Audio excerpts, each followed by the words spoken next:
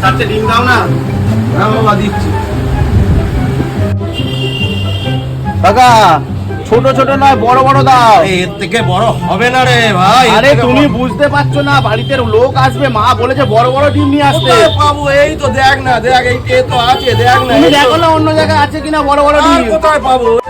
আরে বড় বড় দেখে দাও, ছোট ছোট নয়। এর থেকে বড় হবে না রে বাবা। আরে বলছি তুমি দেখো না বাড়িতে কোথায় পাবো? এই তো দেখ না, এই তো দেখ না। আসবে, পাবো কি? বড় বড় দেখে ডিম আর দাও। কোথায় পাবো? কি হলো রে, চেঁচামেচি করছিস কেন?